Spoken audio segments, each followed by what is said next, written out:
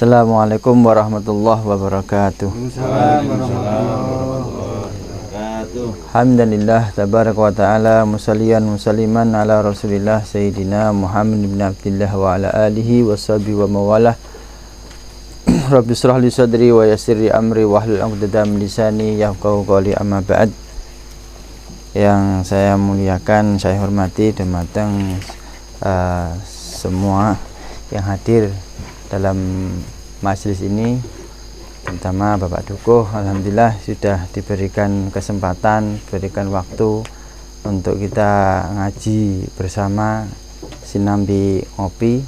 Ya, mudah-mudahan apa yang kita lakukan pada kesempatan malam ini mendapatkan ridho dari Allah Subhanahu wa taala, dan mudah-mudahan menjadi syiar bagi kita dan juga mendapatkan ridho serta berkah dari Allah Subhanahu wa taala. Nah, para hadirin, bapak-bapak, mas-mas, dan adik-adik, kita ngaji di malam ini kita dibikin santai sambil ngopi, tapi kita juga thalabul ilmi,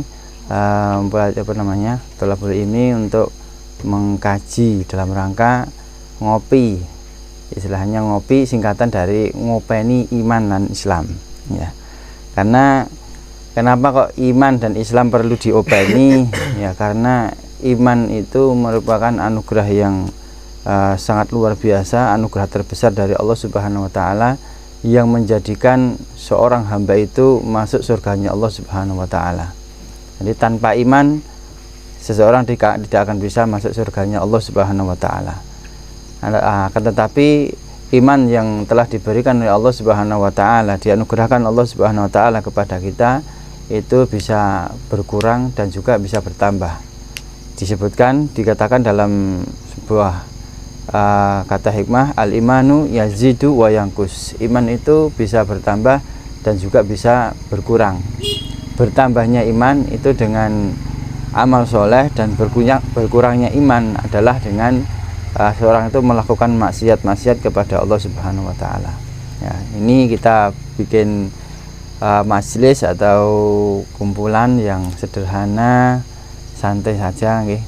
Enggak usah sepaneng nggih. Harus santai, ini kali dibikin kopi nih, diseduh. Nggih. Dalam rangka untuk ngopeni iman yang sudah dianugerahkan oleh Allah Subhanahu wa taala, dengan kita membekali diri dengan ilmu-ilmu yang terkait dengan ilmu agama Islam. Ya, saya ngambil untuk pembekalan ilmu ini dengan kitab Safinatun Najah. Judul kitabnya Safinatun Najah, Perahu Keselamatan. Nah, mudah-mudahan dengan membaca kitab ini sesuai dengan judul kitabnya adalah Safinatun Najah, kita bisa masuk dalam perahu keselamatan. Amin.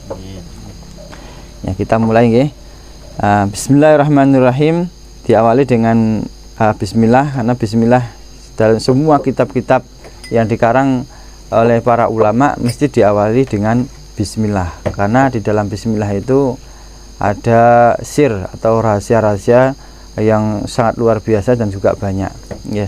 Di dalam hadis disebutkan kullu amrin la yubda'u bil basmalah atau bismillahirrahmanirrahim fahuwa abtar. Semua perkara yang ada nilai baik, semua perkara yang ada nilai baik, akan tetapi tidak dimulai dengan bismillah, maka perkara itu atau amal itu akan abtar, atau dalam riwayat yang lain ajda atau abto, artinya berkurang keberkahannya. Jadi dengan bismillah itu menjadikan segala hal yang baik itu akan semakin berkah, ya, semakin berkah, mendapatkan kebaikan dari Allah Subhanahu wa taala. Ya, bismillah ini pakai makna sedikit campur-campur, makna gandul, tapi nanti juga bahasa Indonesia dan juga pakai bahasa Jawa, campur-campur ya. Bismillah kelawan nyebut asmane Allah, disebutkan dengan menyebut nama Allah. Allah dalam ilmu akidah itu, Allah itu adalah ismun li dzatil wajibul wujud. Allah itu adalah nama untuk zat yang wajib adanya, ya. Jadi nama Allah itu adalah nama zat yang wajib wujud, artinya wajib keberadaannya itu, Ya, itu adalah Allah. Ada yang mengatakan Allah itu diambil dari kata ilah atau yang lain sebagainya. Tetapi banyak ulama yang mengatakan adalah Allah itu adalah ismun lidatin al-wajibul wujud. Ya, al-ma'budu bihaqqin. Ya. Allah itu adalah nama zat yang wajib wujud, yang disembah secara benar. Ya, yaitu bahasa kita ya pengiran kita, ya, pengiran kita itu Allah. Nah, Allah atau dalam bahasa lain lafadz Allah itu disebut dengan lafdzul jalalah. Jadi lafadz keagungan. Ya, maka tidak ada yang boleh memakai nama Allah itu selain Allah itu sendiri. Ya, bahkan disebutkan paling baiknya nama itu adalah Allah. Tapi nama Allah ini haram, bahkan disebutkan haram dipakai untuk nama selain Allah. Seumpamanya anak, punya anak, saking senengnya, saking syukurnya pada Allah, anak ini mau dinamakan Allah. Ya, ada cerita, wallahu alam kebenarannya, ada cerita orang ini saking ini anak itu punya anak, kemudian anaknya diberikan nama Allah, diberi nama Allah. Ya, akhirnya yaitu nyawanya diambil oleh Allah Subhanahu wa taala. Allah Subhanahu wa taala, enggak lama hidupnya. Artinya nama itu Allah itu hanya boleh dipakai oleh Allah sendiri. Ya. Bahkan ketika menyebut atau memanggil anak seseorang yang namanya itu ada kesamaan dengan nama Allah, itu selain Allah itu boleh. Contoh Rahman. Kalau memberikan nama kepada anak namanya Rahman, hanya Rahman saja tidak boleh, harus dinisbatkan kepada lafaz sebelumnya. Contoh Abdurrahman, Abdurrahim, Abdul Baqi. Nah, kalau Baqi saja nggak boleh, tapi kalau memanggil boleh, ya, Baqi boleh. Nah ini. Tapi kalau Abdullah, ya Abdullah dipanggil hei Allah nggak boleh, ya. Walaupun kalau ya Abdurrahman dipanggil Rahman tidak apa-apa, Abdurrahim dipanggil Rahim tidak apa-apa, Abdul Baqi dipanggil Baqi nggak apa-apa. Tapi kalau Abdullah dipanggil Allah tidak boleh.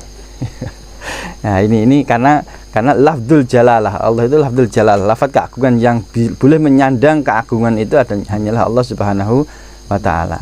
Nah, kemudian Ar-Rahman zat yang maha pengasih, yang mengasih, yang yang memberi. Ya, Ar-Rahim zat yang maha penyayang. Artinya Ar-Rahman Ar-Rahim atau kang maha welas kan maha asih. Kalau Ar-Rahman ini Allah mengasihi, artinya mengasihi kepada semua hambanya, semua makhluknya diberi oleh Allah Subhanahu wa taala. Ya, semuanya, baik itu muslim, orang yang beriman, orang yang tidak beriman, orang yang baik ataupun jahat, semuanya diberi oleh Allah Subhanahu wa taala tanpa terkecuali. Akan tetapi Ar-Rahim, Allah zat yang maha penyayang, hanya orang-orang yang beriman yang disayang oleh Allah Subhanahu wa taala. Dalam keterangan yang lain, kalau Ar-Rahman ini adalah pemberian Allah. Memberi dengan sifat Ar-Rahman itu adalah di dunia. Sedangkan Ar-Rahim adalah Allah memberi kasih sayangnya nanti di akhirat. Tapi lebih mudahnya tadi, Ar-Rahman itu adalah Allah memberi kepada seluruh makhluknya tanpa terkecuali. Akan tetapi kalau Ar-Rahim, Allah memberi kasih sayangnya hanya kepada orang-orang yang beriman. Ya, itu terkait dengan berkaitan dengan lafaz Bismillahirrahmanirrahim. Tadi ya, jadi diawali dengan Bismillah.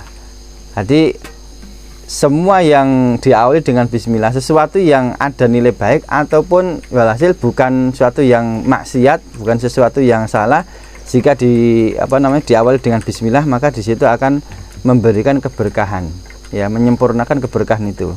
Minum kopi Bismillahirrahmanirrahim, ya Mas ya. Bismillah dulu. Ya. Bismillah ya wali wa ini. Jadi itu keberkahan. Dan dikatakan juga ada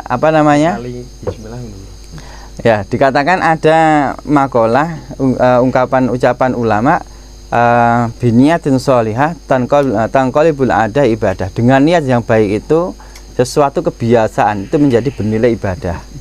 Ya, contoh minum apa namanya, makan minum, sesuatu yang wajar, sesuatu yang dilakukan kebiasaan kita. Akan tetapi kalau diawali dengan basmalah, kemudian diniati mensyukuri nikmat Allah, nah itu akan menjadi ada bernilai ibadah. Contoh kopi. Nah, kalau saya membuat judul ngopi. Kenapa kok kopi? Karena kila ya. Kila, namanya kila itu dikatakan itu kebenarannya ya kita ngikuti saja cerita ini bahwa alam kebenarannya bahwasanya kopi itu ceritanya ini ya, ada seorang solih yang dia itu senang beribadah sampai semalam penuh. Suatu ketika orang soleh ini beribadah dan ngantuk. Orang soleh ini beribadah kemudian ngantuk. Nah, kemudian berdoa kepada Allah, ya Allah, berikan saya sesuatu yang saya itu bisa bisa terjaga, nggak ngantuk, ya, supaya saya bisa menghabiskan waktu saya untuk beribadah kepadamu. Kemudian tidur, dapat ilham. Nah, kita kan dapat wangsit, ya, dapat wangsit. Ada dikasih biji, suruh nanam biji kopi ini. Kemudian setelah ditanam biji itu tumbuhlah kopi, ditumbuk, dan begitu minum, nah, nggak ngantuk lagi. Ya, kopi yang begitu minum kopi gak ngantuk lagi, sehingga bisa menghabiskan waktunya untuk ibadah. Jadi kemudian kopi ini menjadi minuman kesukaannya orang-orang soleh yang senang ibadah malam, ya, beribadah malam. Karena apa? Bisa menghilangkan ngantuk. Ya, itu salah satu keistimewaan kopi. Bahkan ada yang mengatakan dengan kopi yang murni, ya, kopi yang murni itu asap yang keluar dari kopi itu bisa mengusir setan. Ada yang mengatakan seperti itu, bisa mengusir setan. Katanya, katanya ini asapnya kopi itu bisa mengusir setan. Kalau secara logikanya bisa jadi, karena tadi ada orang soleh itu minum kopi karena biar nggak ngantuk dan bisa semangat beribadah. Lah, setan kan takut dengan orang-orang yang tidak mau mendekat dengan orang-orang yang senang ibadah. Berarti kalau sudah bau kopi, wah, itu berarti mau arak ibadah, wis tak ngalih ae. Ya, tak ngalih. Seperti itu ya. Kita lanjutkan. Alhamdulillah utawi sekabehane puji iku lillahi kagungane Gusti Allah. Alhamdulillah, segala puji itu hanya milik Allah Subhanahu wa taala. Sedangkan pujian-pujian manusia itu tidak hakiki. Sebenarnya yang kita puji itu adalah Allah Subhanahu wa taala. Karena kita memuji orang dengan kebaikannya, yang menjadikan dia baik itu adalah Allah Subhanahu wa taala. Nggih. Jadi ini harus kita paham juga akidah ini, bahwasanya memuji itu hanya kepada Allah. Nah, kita memuji orang itu tidak hakiki. Artinya ya karena apa? Kalau orang itu bisa baik, bisa juga buruk. Tapi kalau Allah tidak ada, Allah baik terus. Ya, maka pujian yang hakiki itu hanyalah milik Allah Subhanahu wa taala. Rabbil alamin, yang mengirani alam kabeh, ini yang merawat seluruh alam.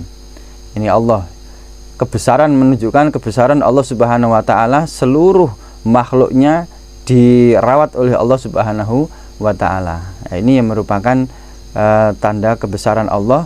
Bahkan makhluk Allah yang paling yang paling tidak terlihat itu tetap mendapatkan haknya, mendapatkan rezekinya, ya, mendapatkan rezekinya. Contoh makhluknya Allah yang paling tidak terlihat itu apa itu? Apa jenis? Tumo masih kelihatan. Mana yang lebih kecil, apa jenis kok? Virus atau mana apa? Tengu, ya. Tengu, ngerti tengu ya? Nah, ya itu kan sing senengane nang nggon niku. Ya, masih mendapatkan rezeki dari Allah. Nah, ini menunjukkan, makanya pujian itu untuk Allah, karena Allah ini yang setelah memberikan semuanya, memberikan nikmatnya kepada seluruh makhluknya tanpa terkecuali. Bahkan yang tidak bisa dilihat oleh mata pun tetap mendapatkan rezekinya dari Allah Subhanahu wa taala. Ya. Wa bihi nasta'inu ala umuri dunya, wa bihi lan kelawan Allah Subhanahu wa taala nasta'inu kita nyuwun pitulung ala umuri dunya ing atase perkara-perkara dunya, wa dini lan perkara-perkara agama. Jadi bihi kalau dalam istilah di istilah pesantren ada harfu jar majrur kok didahulukan, itu berarti menunjukkan arti hanya. Jadi hanya kepada Allah kita minta pertolongan. Ya, ini jadi hakikatnya itu juga kita mestinya sebagai orang yang beriman kepada Allah minta pertolongan itu hanya kepada Allah dalam urusan dunia ataupun urusan agama. Ya, urusan dunia ya contoh dalam mencari maisha, mencari rezeki, mestinya minta pertolongan pada Allah. Ya cuma ketika Allah Subhanahu wa taala memberikan pertolongan itu tidak seperti Allah memberikan pertolongan kepada para nabi. Kalau Allah memberikan pertolongan kepada para nabi langsung tanpa perantara. Contoh Nabi Musa ketika dikejar Fir'aun dan sudah terpojok, tidak ada tempat lari lagi karena di depannya adalah lautan. Makanya Nabi Musa minta pertolongan pada Allah, ya Allah berikan pertolonganmu kepada saya dan umatku, kepadaku dan umatku. Nah, akhirnya mendapatkan wahyu, memukulkan tongkatnya, lautan langsung terbelah. Nah, ini namanya mukjizat. Jadi pertolongan yang langsung dari Allah. Sedangkan manusia selain para nabi dan rasul ya tetap mendapatkan pertolongan dari Allah, tapi melalui perantara. Justru malah medeni nek mendapatkan pertolongan langsung dari Allah, langsung malaikat turun malah medeni. Ya nek malaikat sing ganteng, macak ganteng lah, malaikat Israel mudah. Nah, ini tapi semua meminta pertolongan itu mestinya kepada Allah, dan Allah menjamin barang siapa yang hanya bergantung kepadaku. Dalam ayat Al-Quran disebutkan wa may yatawakkal 'alallah fahuwa hasbuh. Barang siapa yang bertawakal pada Allah, artinya memasrahkan dirinya pada Allah, maka Allah yang akan mencukupi. Fahuwa hasbuh, maka Allah yang akan mencukupi. Nah, ini makna dari pertolongan dari Allah Subhanahu wa taala. Ya. Kemudian terkait dengan hamdalah, ya, itu ada ungkapan-ungkapan atau lafaz-lafaz pujian pada Allah.